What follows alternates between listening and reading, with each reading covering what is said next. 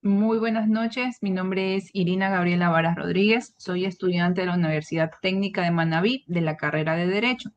El día de hoy vamos a realizar la actividad número 2 de la materia Derechos Humanos y Derecho Internacional Público, en el cual se trata de una exposición de las tipologías de los derechos.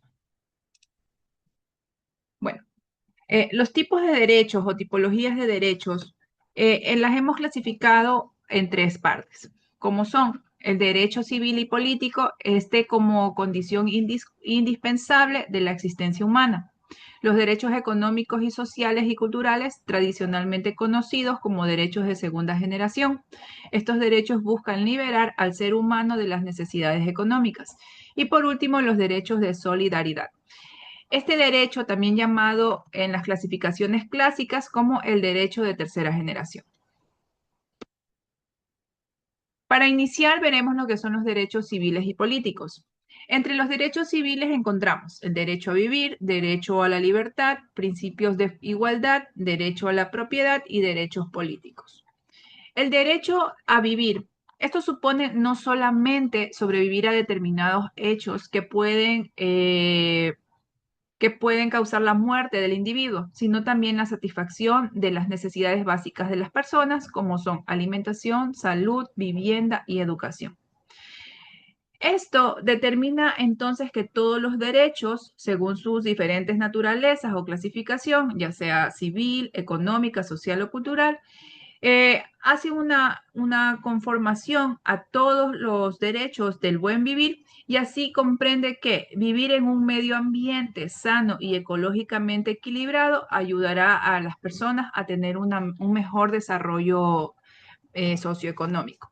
En cuanto al derecho de la libertad, para analizar el derecho de la libertad en una función del modo de ejercicio o en su forma específica, como son la libertad de reunión, asociación, circulación, trabajo, industria, pensamiento, religión, culto y conocimiento, en el ámbito, cabe recalcar que en el ámbito internacional, la invocación de la libertad ocupa un lugar trascendental en los documentos que operan de antecedentes como lo son la Declaración de Virginia en el año de 1766 y la Declaración Francesa de los Derechos y Deberes de los Hombres en el año de 1789.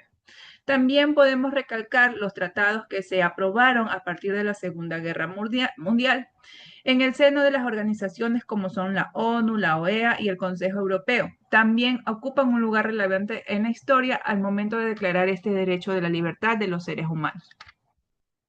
En cuanto al principio de la igualdad, pues fue proclamada por la Declaración Francesa, donde hacía hincapié a la materia impositiva ante la desigualdad histórica denunciada por los revolucionarios de ese entonces.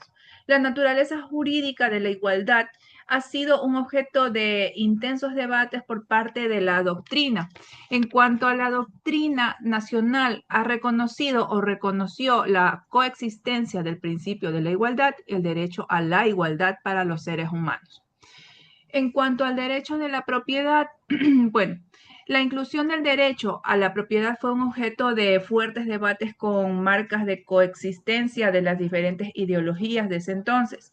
En la Declaración Universal de los Derechos Humanos se verifica un claro enfrentamiento entre aquellos países que aspiraban a incluir las propiedades privadas en los documentos de la Declaración de los Derechos Humanos y los, por así decirlo, de Europa Oriental o socialistas, consideraban que la declaración debía referirse solamente a la propiedad colectiva, la que al final quedó plasmada en el artículo 17 de los derechos humanos, que uno, toda persona tiene derecho a la propiedad privada individualmente o en asociación con otra persona. Y como segundo punto, nadie será privado arbitrariamente de la propiedad.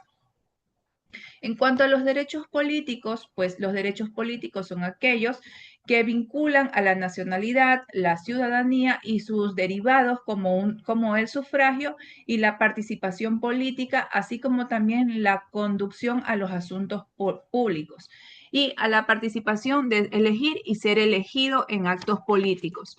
En el ámbito regional, la Convención Americana sobre Derechos Humanos estableció en su artículo 23 los derechos políticos sin perjuicio de las remisiones a otros artículos que deben observarse para su pleno ejercicio, como la igualdad y la no discriminación política. Como segundo punto, veremos los derechos económicos, sociales y culturales, más conocidos como DES. En el plano internacional de las Naciones Unidas, estos derechos se agrupan en el Pacto Internacional de Derechos Económicos, Sociales y Culturales, aprobados por la Asamblea General de las Naciones Unidas un 16 de diciembre de 1966, y este empezó a entrar en vigor o en vigencia un 3 de enero de 1976. También veremos los orígenes y reconocimientos de las DES. Cabe indicar que la lucha por las DES fue protagonizada por el movimiento obrero y socialismo democrático y se desarrolló de forma simultánea en la lucha por la generalización de los no proletariados. A mitad del siglo XIX, el movimiento obrero y el socialismo democrático empezaron la reivindicación y a exigir una serie de derechos de carácter social, económico y cultural necesarios para que las libertades sean reales y que ésta pueda ser aprovechada para todas las personas y todos los trabajadores de ese entonces. Esta lucha de derechos empezó se solicitó que se reconozca el derecho al trabajo y a un salario justo, al descanso, a la educación, al retiro de los trabajadores y el derecho sindicales, entre otros muchos derechos que se solicitaron en ese entonces. La Declaración Universal de los Derechos Humanos del 10 de diciembre de 1948 recoge una gran cantidad de DESC, donde estos derechos sociales constituyeron el objeto del Pacto Internacional de los Derechos Económicos, Sociales y Culturales, a lo que se añaden el derecho a la huelga, que no estaba contemplado en aquel entonces. Esto se empezó a dar en la posguerra de la Segunda Guerra Mundial, aproximadamente en el año de 1948.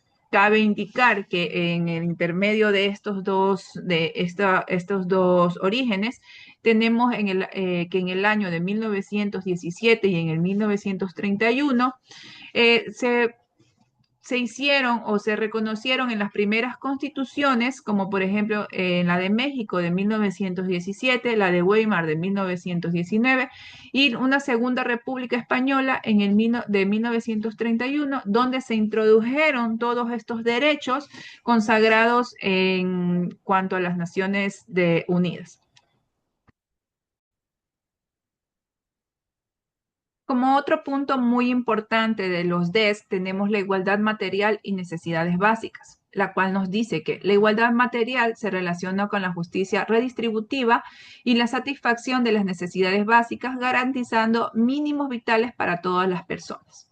Lo que se plantea con la igualdad material en el fondo es la justicia redistributiva, que trata de establecer criterios para el reparto de bienes escasos, y estos criterios de reparto de bienes escasos se pueden reducir o se pueden reconducir en tres, los cuales tenemos aquí en esta pirámide, que son la igualdad a todos por igual, el mérito y la necesidad. Las necesidades básicas, pues, son aquellas cuya no satisfacción impide la preservación de la integridad física o psíquica, y estas incluyen no solo comer o vestir, sino también el acceso a servicios sociales e inserción social. Como tercer punto, vamos a ver los derechos de solidaridad, o conocidos como de tercera generación. Estos derechos requieren para su realización la comunidad de esfuerzos y responsabilidad a escala planetaria. Solo mediante el esfuerzo solidario, la sinergia de la cooperación y el sacrificio de las comunidades, y dejando a un lado los intereses egoístas, será posible satisfacer plenamente las necesidades y aspiraciones globales, como relativas a la paz, a la calidad de vida y a la libertad informática. Si bien es cierto, implican titularidades colectivas y exigen la renuncia de privilegios egoístas, la solidaridad es un deber general positivo y oneroso, basado en una sociedad bien orientada y justa. Muchas gracias.